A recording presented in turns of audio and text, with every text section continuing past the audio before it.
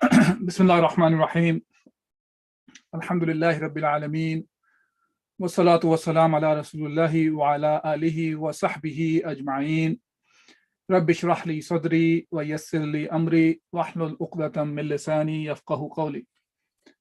Inshallah, in today's talk, we will talk about the biggest ayah in the Qur'an, which is also referred as Ayatul Dain, which means the ayah regarding the debts or the dain.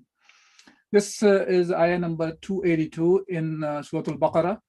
And Allah subhanahu wa ta'ala in this surah, in this ayah, which is a very comprehensive ayah, mentions the rules regarding laws regarding giving and taking the loans, and how to make sure that the loan has been written and the witnesses are present for the loan that has been passed from one person to another person.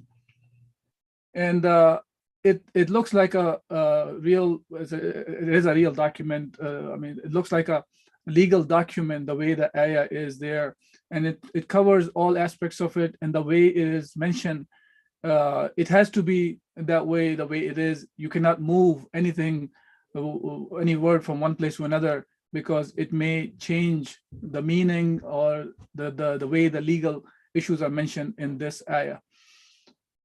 In this ayah, Allah Azza wa Jal mentions to the believers, commands the believers. He says, Ya ayyuhalladhina amanu idha tadayantum bidaynin ila ajalin musamman faktubuhu. Allah subhanahu wa ta'ala says to the believers, O you who believe, when you contract a debt for a fixed period, write it down. So many of the scholars, fuqaha, they consider this as an obligation, and the others, they consider this as a highly recommended action to be done, that it must be written. وَلْيَكْتُبْ بَيْنَكُمْ كَاتِبٌ بِالْعَدْلِ وَلَا يَابَ كَاتِبٌ أَنْ يَكْتُبَ كَمَا عَلَّمَهُ اللَّهُ فَلْيَكْتُبْ وَلْيُمْلِ الَّذِي عَلَيْهِ الْحَقُّ وَلْيَتَّقِ اللَّهَ رَبَّهُ وَلَا يَبْخَسْ مِنْهُ شَيْئًا. Then Allah subhanahu wa ta'ala talks about that, let a scribe or the scribe write, meaning the one who can write the contract of this debt, let him write it down in justice between you. Let not the writer or the scriber refuse to write as Allah has taught him, so let him write. So Allah subhanahu wa ta'ala also is reminding the one who has this ability of writing these kind of contracts to write this contract, and do not try to shy away from writing this, as Allah Azza wa Jal is the one who has given you this capability of even writing the contract. Now Allah subhanahu wa ta'ala is mentioning in the rest of the ayah, let him, the one who is the debtor, the one who incurs the liability, dictate, and must fear Allah his Lord, and diminish not anything of what he owes. And here Allah subhanahu wa ta'ala is mentioning something very interesting here, that Allah subhanahu wa ta'ala is referring to the one who is taking the loan. He is the one who should dictate that, because he is on the weak end. He is the one in the need of the loan, and if the one who is providing the loan is the one who dictates, he may enter something may not be acceptable or maybe oppressive for him. So Allah subhanahu wa ta'ala is saying, of course, to let him write the contract or dictate the contract at least. Then Allah subhanahu wa ta'ala, فَإِنْ كَانَ الَّذِي عَلَيْهِ الْحَقُّ صَفِيهًا أَوْ ضَعِيفًا أَوْ لَا يَسْتَطِيعُ أَن يُمِلَّ هُوَ فَلْيُمْلِلْ وَلِيُّهُ بِالْعَدْلِ. Now Allah subhanahu wa ta'ala is talking about a person who does not have the capability, the one who is supposed to be dictating. So the debtor is of poor understanding, meaning he has a weak mind, or he is weak because of old age or some sort of a disability, whatsoever it is. Then it should be the one who is a wali, who is the guardian for this person, is the one who should dictate on his behalf in justice. It should be with adl, with justice, and one will not be taking the right of the other away from him. Then after that, Allah subhanahu wa ta'ala talks about the witnesses in the same ayah. وَاسْتَشْهِدُوا شَهِدَيْنِ مِنْ رِجَالِكُمْ وَإِنْ لَمْ يَكُونَا رَجُلَيْنِ فَرَجُلٌ وَامْرَأَتَانِ مِمَّنْ تَرْضَوْنَ مِنَ الشُّهَدَاءِ أَنْ تَضِلَّ إِحْدَاهُمَا فَتُذَكِّرَ إِحْدَاهُمَا الْأُخْرَى. And this is one of the part of the ayah I do like to stress today, besides the whole contract of the debt, because of the need of nowadays is a lot of misinformation about this subject. So what's talking about here is this, that wastashhidu shahidain, that have two witnesses for this contract. So there should be two witnesses for this kind of a contract of your own men, meaning the people you are aware of. These are the people who become the witnesses of this contract. And if there are no two men, if you don't have two men available, then a man and two women, such as you agree for witness. So you agree on those witnesses, and then you don't find two men, okay, then you find one man and two women. And then so that if one of the women forgets or errors, then the other can remind her.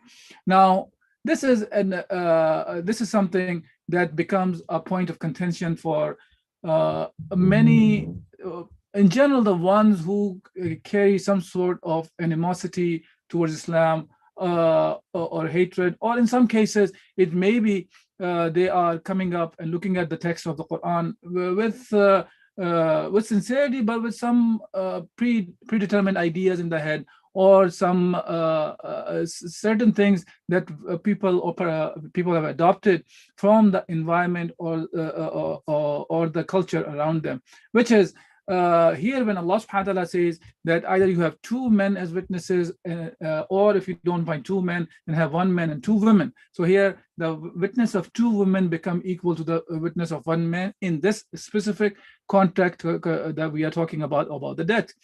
So those people I'm referring to, they bring it up as, look, women are looked as somebody lower than the men, in the sense of they are looked down, and even their witnesses the two witnesses are equal to one witness.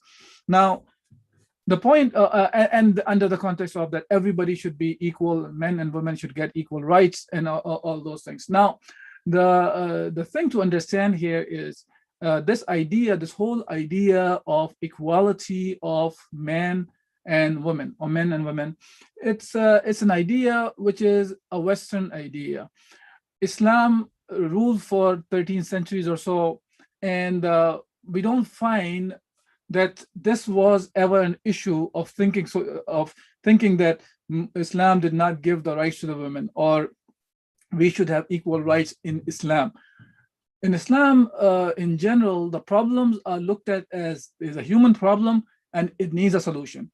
And when Islam came, when we talk about Islam, it's coming from Allah Azza wa Jalla. Rasulullah Sallallahu Alaihi Wasallam was a messenger appointed by Allah Subhanahu wa Ta'ala, and he is conveying the message from Allah Subhanahu wa Ta'ala. He's not the one who is coming up or making the rules and regulations from his own mind. He was a messenger. He's a messenger from Allah. He's conveying the message from Allah Subhanahu wa Ta'ala. And even when we talk about the man and women equality, it was not the issue to be addressed, as men and women are both creation of Allah Subhanahu wa Ta'ala, and Allah Subhanahu wa Ta'ala looked at them both as the creation of Allah Subhanahu wa Ta'ala, and they were both given rights from Allah Subhanahu wa Ta'ala, and whatever the problem was there, Allah Subhanahu wa Ta'ala revealed the ahkam regarding that issue. And as a matter of fact, in Islam in general, when it comes to all the issues, men and women are looked at equally, unless when we are talking about the issues that are related to the capabilities of the men and women. Hence Allah Subhanahu wa Ta'ala gave the hukum or the rule regarding or according to the capabilities of the man and the women. As when it comes to ibadat, Allah Subhanahu wa Ta'ala says, Innal Muslimina wal Muslimat wal Mu'minina wal Mu'minat, about the ibadat and about the reward from Allah Subhanahu wa Ta'ala, to be very clear. That this ayah is discussing that innal muslimina wal muslimat, indeed the Muslim men and Muslim women, wal mu'minina wal mu'minat, and Muslim male believers and female believers, or women believers and men believers, wal qanitina wal qanitat, and the men and the women who are obedient to Allah subhanahu wa ta'ala, was sadiqina wal sadiqat, and men and women who are truthful. in their speech and their deeds. وَالصَّابِرِينَ وَالصَّابِرَاتِ, and one who are persevere to their deen, men or women. وَالْخَاشِعِينَ وَالْخَاشِعَاتِ, the one who fear Allah subhanahu wa ta'ala, male or female. وَالْمُتَصَدِّقِينَ وَالْمُتَصَدِّقَاتِ, the one who give the sadaqah, men or women. وَالصَّائِمِينَ وَالصَّائِمَاتِ, the one who fast, whether male or female. وَالْحَافِظِينَ فُرُوجَهُم, the male who protect their private parts. وَالْحَافِظَات, and the female who protect their private parts. وَالذَّاكِرِينَ اللَّهَ كَثِيرًا وَالذَّاكِرَاتِ أَعَدَّ اللَّهُ لَهُمْ مَغْفِرَةً وَأَجْرًا عَظِيمًا, and the one who remember Allah subhanahu wa ta'ala, male or female, Allah subhanahu wa ta'ala has prepared for them the maghfirah and the reward from Allah subhanahu wa ta'ala. So now here from this ayah also it can be seen very clearly, when it comes to the men and women, they were all addressed same. Now when it comes to the rules that were sent down by Allah subhanahu wa ta'ala, that are according to the capabilities of the male and women, male and female, of course they are different, because men and women are different. This whole issue of equality of men and women was never an issue among the Muslims. It was never looked at as Muslims were not given equal rights for 12th, 13th century Muslim rule. This is a result of the problem created by the West. They are the one who were oppressing the women. They are the one who did not give the rights to women. They are the one who did not give the right to the women so they can own things, they can inherit things, or even to the point they were still thinking until 16th century or so whether women have souls or not. So this was a state of mind. And when they were ruled by Christianity and the Christianity was taken over, then now they end up with, okay, what should we do about the rules regarding men and women, or what should we give to the women? And now for them, the whole thing became the benchmark to give the rules and regulations to the women, or the men will be the men is the one who's getting all the rights. Hence, what we're going to do is we try to give the same rights to the women. And by doing so, they have been oppressed. Women all have been oppressed furthermore, because now you are putting the burden of the things that they should not be burdened with. Islam came, and when Islam came 1400 years ago, way before when West was even thinking about giving them equal rights, Islam gave the rights to the women. Islam gave the right to women from the day one. Rasulullah sallallahu alaihi wasallam, when he got the wahi, the first person he went back to was his wife Khadija radiallahu anha. Islam is the one who gave the right for the women to give the vote. For example, when Rasulullah sallallahu alaihi wasallam was migrating from Mecca to Medina, prior to that, when he took the oath of allegiance or pledge of allegiance, women were part of that. So women were part of political system from the beginning. But women were part of the first martyr of Islam was Sumayya radiallahu anha. She was so in Islam, women was an active part of the society, and they were given the rights the way they're supposed to be given. Women was looked at as the mother who's under feed the Jannah is. Wife is looked at as a woman. If the best thing somebody can have in this dunya is a pure wife. And then daughters and the sisters were looked at as they are the one who should be taken care by their guardians, by whether they are fathers or the brothers or whosoever. They take care of them. They become source of the Jannah for them. So women had a high status in Islam. Men were looked at as the protector. They are the one who supposed to take care of them. They are the one supposed to provide them. So hence, because of that situation of providing, the one who are the protectors, where this is their job to financially provide to their female subjects. And so in that case, women do not have to be engaged into all these work environment, even though Islam allows that. From the day one, it was allowed for the women to work. If they want to work, they're allowed to be working. But now when we're talking about going back to the debt issue, so that will make it clear when we talk why Allah subhanahu wa ta'ala is talking about that when it comes to the man, then his one witness is equal to two witnesses of women, because women are not normally engaged in these kind of activities. And we're not trying to make this as an illah or the reason behind the hukum like that.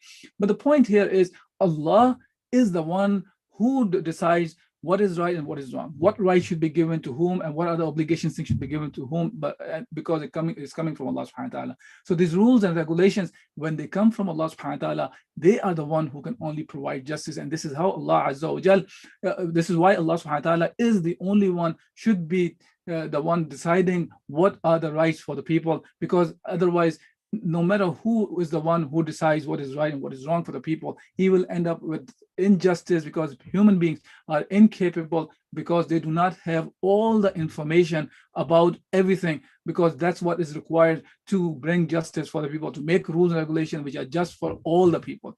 Since humans do not have this kind of information, they are not incapable, and only Allah subhanahu wa ta'ala, the creator of heavens and the earth and everything in between, he is the one who created everything, and he's the one who has the knowledge about everything. Hence, he is the one who can give the rules and regulations. Hence, he is the one who decided that the male witness in this circumstances is equal to 2 witnesses of the female. While there are issues where one women witness is enough, and like for example, in the case of nursing, because this is a situation men are not the one who are aware of, women witness is sufficient, or the childbirth and these kind of things. The one witness of a woman is sufficient. You don't even need 2 women witnesses. So here Allah Azza wa Jal made that there are 2 witnesses of the women are equal to 1 male witness. So this is not the issue of inequality, and Islam never looks at the issue of equality or inequality. As a matter of fact, it's the issue of right and wrong. The rights which are given by the right authority, which is Allah subhanahu wa ta'ala. So it's not the issue of inequality, it's the issue of, according to the capabilities, the rights are given by Allah subhanahu wa ta'ala, hence they must be right. So yes, because men and women are different, this is why sometimes you find in the rules and regulations that Allah subhanahu wa ta'ala has given, there will be disparity, because there is a difference between men and women. Hence, there are rights given in a different way by Allah subhanahu wa ta'ala. So it's never an issue of equality or inequality, it's the issue of justice given to men and women, and that can only come from Allah subhanahu wa ta'ala. Okay, now moving on.